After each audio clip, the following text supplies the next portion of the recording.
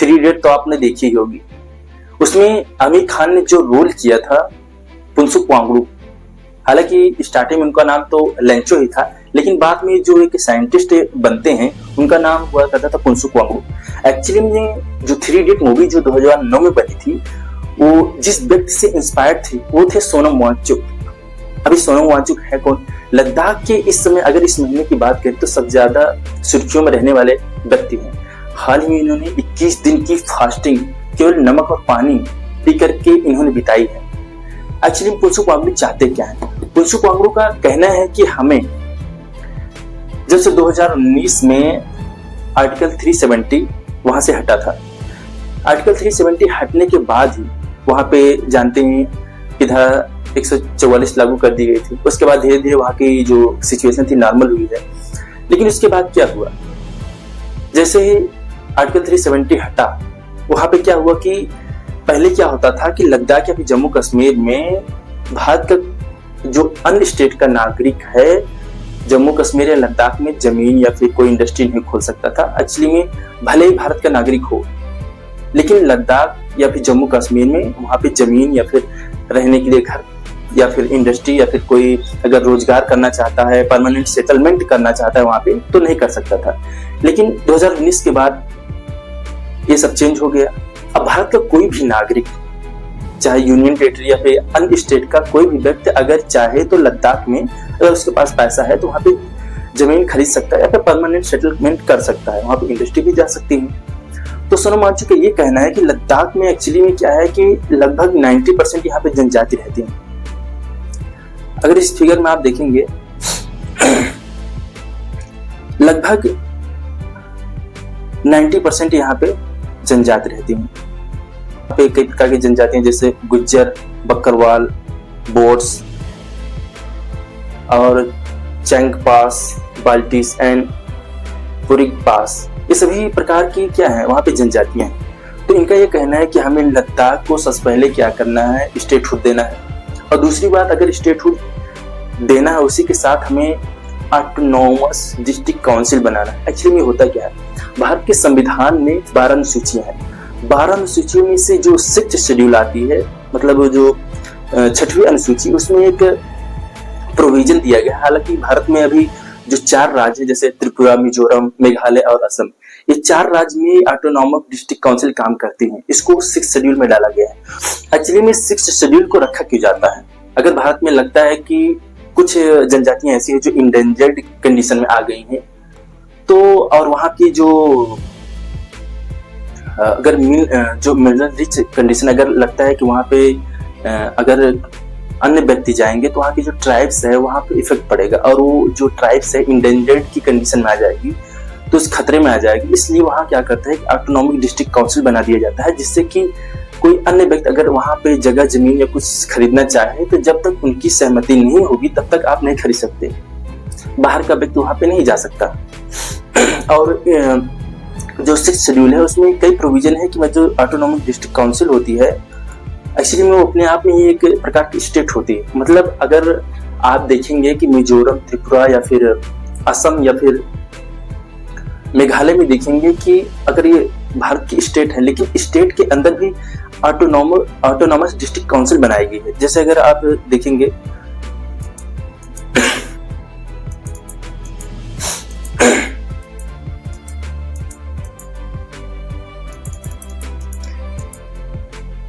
जैसे इस फिगर में आप देख सकते हैं कि यहाँ पे जैसे मेघालय में, अगर इस मेघालय में देखेंगे आप तो यहाँ पे 3 प्रकार की ऑटोनॉमिक डिस्ट्रिक्ट काउंसिल है। जैसे Khasi hills autonomic district council, Jaintia, Garo, ये 3 ऑटोनॉमिक डिस्ट्रिक्ट काउंसिल है।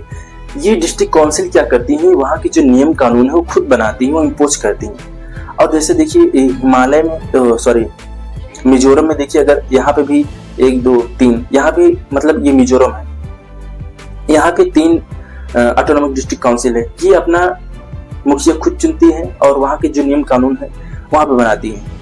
और त्रिपुरा में देखें एक है Tripuri tribals area autonomic district council. Assam में भी 3 है, जैसे धीमा, करबी एंड बोडोलैंड, ये है असम। ये असम वाला देख लीजिए, और यहाँ पे करबी का है और ये है बीमा, करबी डीमा, डीमा बोलते हैं इसको। तो ये सभी क्या है, डिस्ट्रिक्ट काउंसिल्स हैं, और ये क्या करती हैं, अपने नियम कानून खुद बनाती हैं। अब देखो एक्चुअली ये सोनम वांगचुक चाहते क्यों है? सोनम वांगचुक का ये कहना है कि जो एक्चुअली में क्या है, लद्दाख में भी ट्राइबल्स एरिया बहुत ज्यादा है और ये बहुत ही मिनरल रिच स्टेट है। हालांकि अभी तो यूटी है, लेकिन क्या करेंगे अगर इसको हम, अभी तो यहाँ पे प्रेसिडेंट रूल ही लगा है। मतलब देखिए कोई भी यूनियन टेरिटरी होती हो तो डायरेक्ट जो कंट्रोल होता है प्रेसिडेंट का होता है, और यहाँ पे प्रेसिडेंट का कंट्रोल का मतलब है कि सेंटर का कंट्रोल, क्योंकि सेंट्रल गवर्नमेंट चाहती ही है कि वहाँ पे विकास हो। अब विकास होगा तो क्या करेंगे, बड़ी बड़ी कंपनियां जाएंगी वहाँ पे, इंफ्रास्ट्रक्चर बनाएंगी, और वहाँ पे हो सकता है कि जैसे अभी हाल ही में क्या हुआ है कि जम्मू कश्मीर के रीजन में लिथियम का बहुत बड़े भंडार पाया गया। अगर लिथियम का बहुत बड़ा भंडार पाया गया है तो उसको क्या करेंगे, निकालने की कोशिश करेंगे। अगर निकालेंगे तो उसकी हालत बहुत खराब हो जाती है, क्यों जानते हैं अगर कहीं भी मिनरल अगर पाया जाता है कहीं भी, मतलब किसी भी स्टेट में, तो क्या करते हैं वहाँ पे खुदाई चलती है। और खुदाई चलती है तो क्या होता है कि अभी जिस तरह से अगर हम देख रहे हैं लद्दाख की कंडीशन ये है, मतलब बहुत ही साफ सुथरा है, बहुत अच्छा है, वहाँ पर इन्वायरमेंट फ्रेंडली है, मतलब सभी चीजें बहुत अच्छी चल रही है। लेकिन बाद में क्या होगा, जैसे खुदाई होगी कुछ ऐसा हो जाएगा। अगर ऐसा हुआ तो सोनम वांगचुक का कहना है कि यहाँ पे लैंडस्लाइड बहुत ज्यादा होंगी, जो हमारी इकोसिस्टम है वो गड़बड़ हो जाएगी, वहाँ पे टेम्परेचर राइज होगा, और उसके बाद जो हमारी हिमनद है वो क्या होगी, पिघलने लगेगी। उसके बाद जितने भी लद्दाख के जो घाटी रीजन है वहाँ पे क्या होगी, बाढ़ आएंगे, उसके बाद फिर क्या होगी, फसलें तबाह होंगी। और उसके बाद जानते हैं हमारी जितनी भी उत्तर भारत की लगभग जितनी नदियां हैं लगभग हिमालयी रेंज से ही आती हैं। और जानते हैं जिस तरह से उत्तराखंड हिमाचल में वहाँ पे इंफ्रास्ट्रक्चर डेवलपमेंट किए जा रहे हैं, उसी के कारण क्या होता है, हमारी जितने भी लैंडस्लाइड होती है, बड़े बड़े अगर कारखाने बनाए जाएंगे तो वहाँ पे लैंडस्लाइड होगी, और हमारे जो हिमनद है वो ग्लेशियर्स है जो सब क्या होंगे, पिघलेंगे। देखिए होता क्या है, देखिए अगर लद्दाख को अगर हम देखेंगे तो लद्दाख में एक्चुअली 2019 से पहले एक्चुअली देखिए ये भारत का नक्शा है, ऊपर का नक्शा दिखाया जा रहा है, ये एक्चुअली में ये वाला पूरा लद्दाख है और ये वाला जम्मू एंड कश्मीर है, और नीचे आपका हिमाचल प्रदेश था। रियल में अगर एक्चुअली देखेंगे तो ये वाला चीन है ये हमारे पास नहीं है, यक्साई चीन, ये क्या है, चाइना के पास चला गया है। और ये वाला क्षेत्र है ये तो अपना जम्मू कश्मीर है, और ये वाला भी रीजन हमारे पास नहीं है।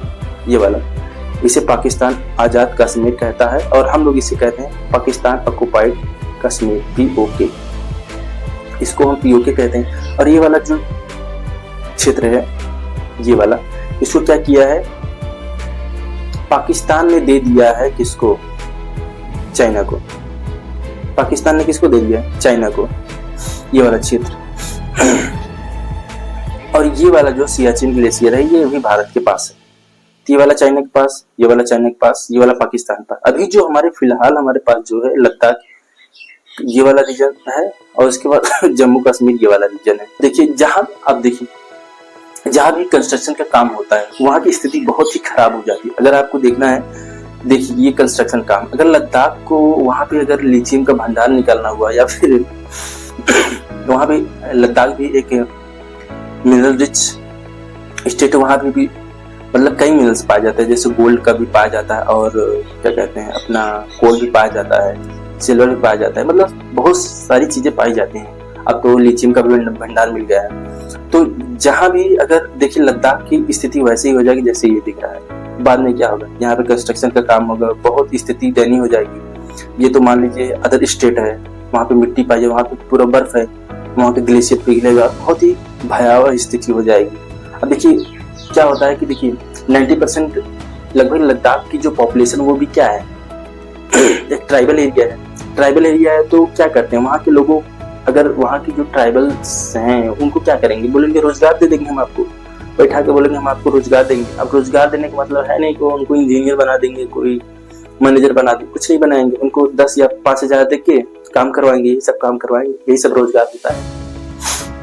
ऐसे रोजगार देंगे, उसके बाद क्या करेंगे, धीरे धीरे वहाँ के जितने भी मिनरल्स हैं उनको खोद के ले जाएंगे, और उसके बाद जो वहाँ के ट्राइबल्स लोग, यहाँ के वहाँ के जो इंडिजीनियस पीपुल्स हैं उनका क्या होगा, उनका यही होगा, अपने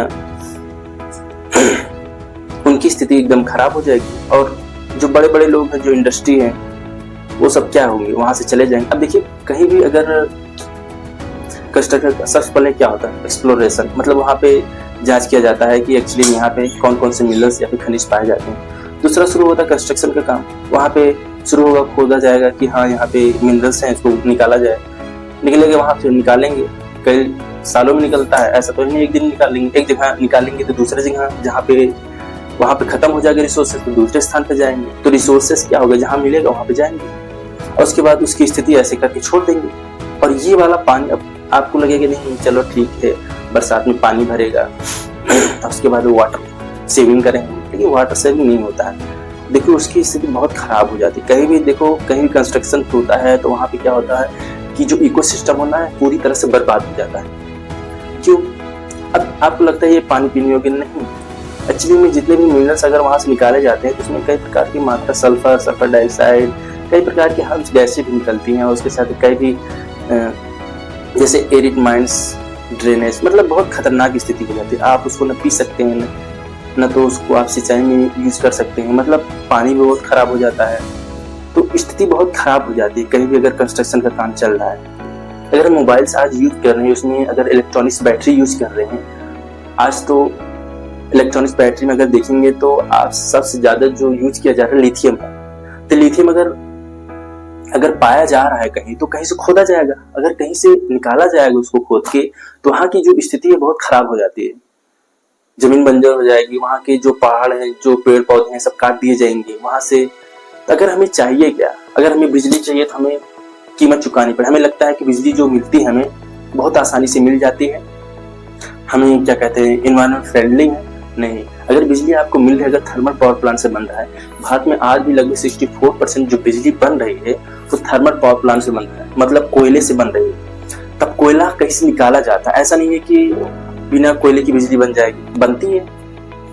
हाइड्रो पावर प्लांट है, पानी से बनता है, लेकिन वहां भी रिजर्वायर बनाए जाते हैं। अगर रिजर्वायर बनाए जाते हैं तो वहां के जितने भी आसपास के गांव डूब जाते हैं तो उसको हटाना पड़ता है वहां से, तो वहां उसकी भी कीमत चुकानी पड़ती है। अगर हमें कोयले से बिजली बनाना है तो जिस स्टेट में कोयला पाया जाता है, जैसे छत्तीसगढ़, झारखंड, उड़ीसा, सिंगरौली में जहां भी कोयला पाया जाता है, उस स्टेट की अगर वहां पे स्थिति आप जाके देखेंगे तो बहुत ही भयावह होती है।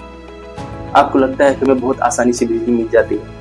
अगर कोई भी रिसोर्सेज है तो क्या कर सकते हैं, या तो हमें जितनी हमारी सुविधाएं हैं, हमें एसी नहीं चलाना है, अगर फैन नहीं चाहिए, कूलर नहीं चाहिए, अगर हमें बैटरी चार्ज नहीं करनी है, अगर हमें बिजली का प्रोडक्शन चाहिए तो हम कुछ चीजें जैसे रिन्यूएबल एनर्जी है उसमें हम आश्रित हो सकते हैं। जैसे सोलर प्लांट पे हम आश्रित हो सकते हैं, सोलर प्लांट पे आश्रित हो सकते हैं, लेकिन उसका भी एक लिमिटेशन है, क्योंकि दिन में हमें बिजली देगा, रात में नहीं देगा, तो हम उसके लिए भी हमें इन्वर्टर का जरूरत पड़ता है। इन्वर्टर कहाँ से लाएंगे भैया, उसमें भी हमें लिथियम बैटरी यूज करना पड़ता है, तो उसको हम कहाँ से लाएंगे, कहीं से खोदना पड़ेगा। हमें सब चीज की कीमत चुकानी पड़ेगी अगर हमें जीना है। हम लोग ऐसे युग में आ गए हैं, हमें लोग ऐसे जगह फंस चुके हैं जहाँ पे न तो हम छोड़ सकते हैं, अगर हमें लगता है कि नहीं हमें जितने भी मिनरल्स हैं उनको नहीं निकालना है, चलो ठीक है नहीं निकालना है, तो जो जितने भी इंडस्ट्रीज हैं बंद पड़ेंगे तो रोजगार हटेंगे तो क्या करेंगे, सभी लोग बेरोजगारी और बढ़ेगी। तो हम लोग क्या कर सकते हैं, रिन्यूएबल एनर्जी की ओर बढ़ सकते हैं।